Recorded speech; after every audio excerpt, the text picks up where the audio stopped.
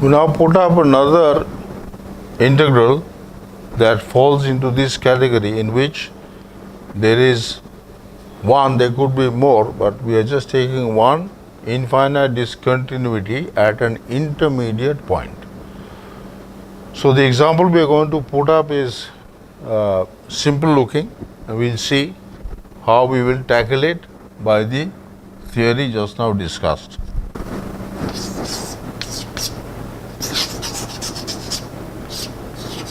Example of a to b fx dx, where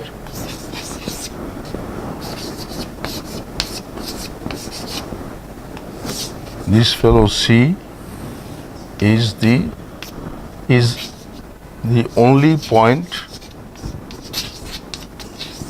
of infinite discontinuity. Any intermediate point is the only point of infinite discontinuity.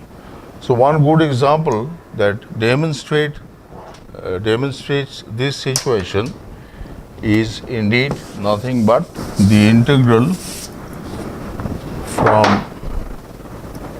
-1 to +1 dx over x cubed. Now, it's very clear that if this point is -1 and this point is +1, -1 and +1, then the midpoint is 0. So, this part in length and this part in length, they are the same. And this is very clearly the point at which this integrand gives an infinite value. So this is the only point of infinite discontinuity, and what we therefore do is we write this as limit epsilon 1 tends to 0 positive. We start from -1 and go to minus epsilon 1. That means we go all the way up to a little less than 0. So, in line with what we have shown earlier, this quantity is the amount by which we fail to reach the origin. And after that, what we do is, the next part is from epsilon 2 up to +1. Again, epsilon 2 is such that it tends to 0 plus. That's it. So, we'll integrate this term and supply these limits and see if we get to a tenable finite value.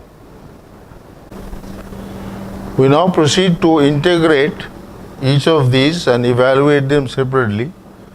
Then we combine them together and see if we get a value that is tenable, that is finite, and then we can draw a conclusion as to whether the integral, the original integral, that is this one, exists or not. So we will call this part as I1 and we will call this part as I2. Let us see. That means we have designated I1 as -1 up to minus epsilon 1, and I2 as epsilon 2 all the way up to +1. Epsilon 2 all the way up to +1. Keeping in mind that each of them, epsilon 1 and epsilon 2, are small quantities, but they are positive quantities. So let us evaluate first I1. We put down I1 separately. We put the limits. Now, integral x to the power of minus 3 dx is x to the power of minus 3 plus 1, that is minus 1 by 2 x square. Integral of this is minus 1 by 2x square, indefinite integral. So we put it down, minus 1 by 2x square, limits minus 1 up to minus epsilon 1, keeping in mind that epsilon 1 tends to 0 plus. So we'll rub out this part. It's creating a bit of confusion. There we are. Now this is minus 1 over 2 epsilon 1 whole square minus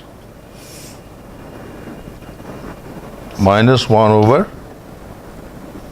2.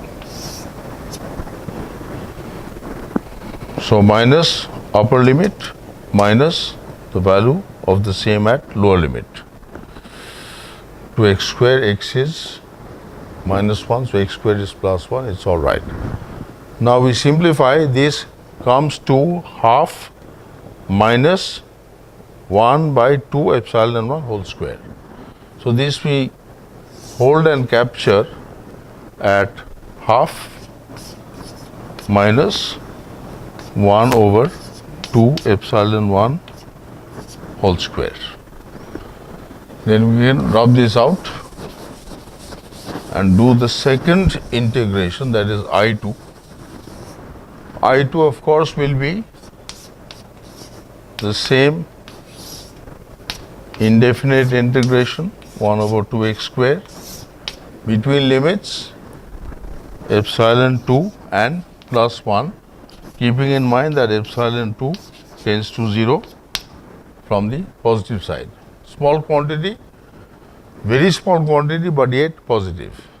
If we substitute the limits, first one is minus 1 over 2 into 1 square minus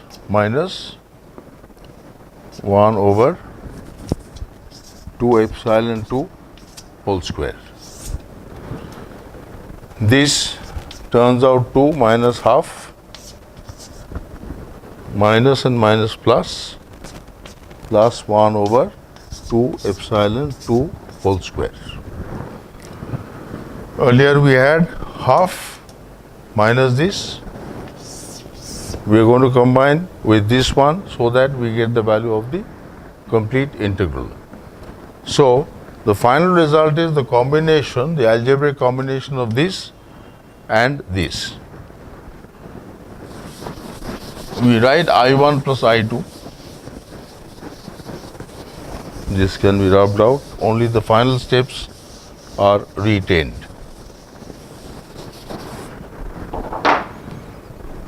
So our I, which was equal to nothing but I1 plus I2, gets a value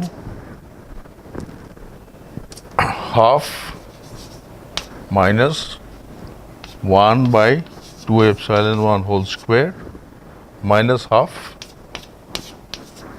plus 1 by 2 epsilon 2 whole square. So this shows us that the value is equal to 1 over 2 epsilon 2 whole square minus 1 over 2 epsilon 1 whole square, as epsilon 1 and epsilon 2 tend to 0 from the positive side. Now they are different. So what happens is, this difference and each of them do not exist. Hence, we cannot give a definite value to the quantity 1 over 2 epsilon 2 whole square minus 1 over 2 epsilon 1 whole square. And hence we conclude that the integral does not exist.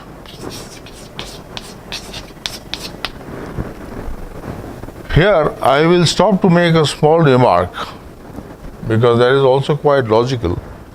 What happens if instead of taking epsilon 1 and epsilon 2 to be different quantities, supposing we take each of them as simple epsilon and maintain that it approaches 0 from positive values of itself. In other words, then our result would have been this one. Then we would have written epsilon whole square, and just epsilon tends to 0. Then we see that these two quantities are exactly equal to each other, and the difference, no matter what is the value of epsilon, is 0. Now, this leads us to one statement, and that is, when we in such similar cases take epsilon 1 and epsilon 2 not independent of each other but each equal to epsilon, then we have a special case which is called the Cauchy's principal value of the integral. So, the original integral does not exist, but the Cauchy principal value exists, and that is equal to 0, as we have just shown.